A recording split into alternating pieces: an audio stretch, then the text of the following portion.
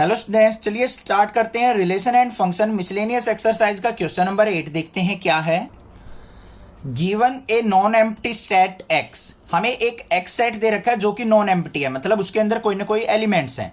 Consider P of x. P of x का मतलब क्या आता है? Power set of x which is the set of all subsets of x, जो कि क्या है, एक्स के जितने भी सबसेट बनेंगे उनका सेट बना हुआ है हमारा पावर ऑफ एक्स। इसका मतलब तो ये हो गया। Define the relation R in P X as follow for subset A and B in P X. A relation with B if and only if A is subset of B. बड़ा confusing लग रहा होगा आपको, क्या बोल रहे हो sir, समझ में नहीं आ रही, स्टेटमेंट ही नहीं समझ में आ रही। चिंता मत करो, अभी बताता हूं। Is R an equivalence relation on P X? Justify your answer. हमें क्या करना है, कोई भी एक एग्जाम्पल लेके चलेंगे। कोई भी एक सेट मान लेना है एक्स, उसके अंदर मान लो एलिमेंट्स है 1 और 2। अब इसके अगर मान लो मैं सबसेट बनाऊं, वो क्या बनेंगे हमारे? P ऑफ एक्स बनेगा।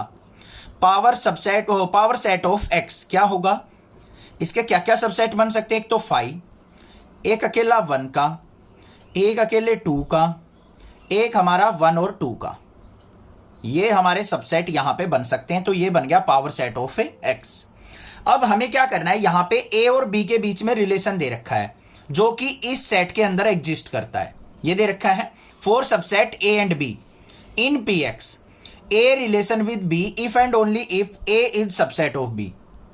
ए को क्या कहा है? सबसेट ऑफ बी कहा है। ये चीज ध्यान रखना। गिवन क्या है? एक तरीके से ए सबसेट ऑफ बी। क्या ये रिलेशन जो एग्जिस्ट कर रहा है ए और बी के बीच में, वो इक्विवेलेंस रिलेशन है? इसको जस्टिफाई करना है। अब आप ये बता दो मुझे, अब समझ में आ गई होगी थोड़ी सी बात, बाकी और क्लियर हो जाएगी अभी। अगर हम किसी रिलेशन को इक्विवेलेंस कहते हैं तो वो कब कहेंगे? अगर वो 3 प्रॉपर्टीज को फॉलो करता होगा तो हम उस रिलेशन को इक्विवेलेंस कह देंगे। कौन कौन सी? एक तो हमारा रिलेशन रिफ्लेक्सिव होना चाहिए, एक हमारा सिमेट्रिक होना चाहिए, दूसरा हमारा ट्रांजिटिव होना चाहिए। तभी हम उस रिलेशन को क्या कह सकते हैं बच्चों? Equivalence relation.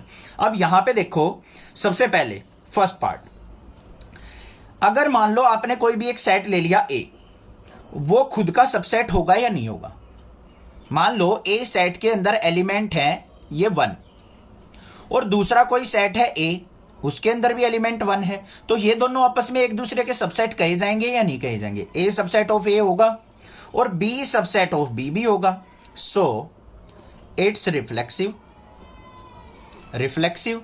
रिफ्लेक्सिव का मतलब यही होता है अपनी इमेज क्रिएट कर दे एक जैसी ही।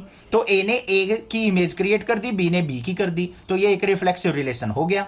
दूसरा देखते हैं, दूसरा क्या होता है हमारा? सिमेट्रिक। सिमेट्रिक के लिए क्या होता है हमारा? ए इक्वल टू बी होना चाहिए और बी इक्वल टू ए होना चाहिए। इस तरीके से होता है। तो मतलब क्या है यहां पे? ए सबसेट ऑफ बी हमें दे रखा है। अगर कोई ए है वो बी का सबसेट है, तो क्या बी सबसेट ऑफ ए होगा? नहीं होगा कभी भी।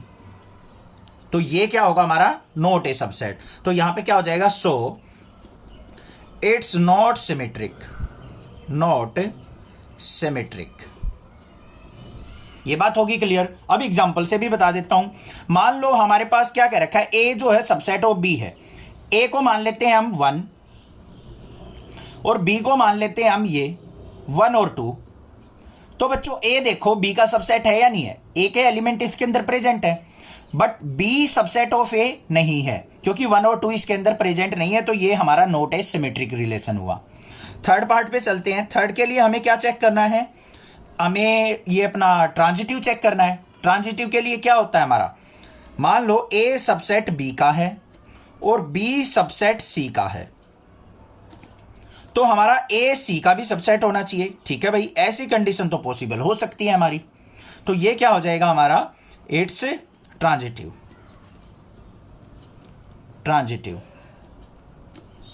कैसे होगा? ए सबसेट को मान लो 5, बी को मान लो 1 और सी को मान लो 1 2। देखो ध्यान से, एग्जांपल बताऊंगा, डरो मत। ए को मान लिया हमने 5, बी को मान लिया 1 और सी को मान लिया 1 2। इस तरीके से।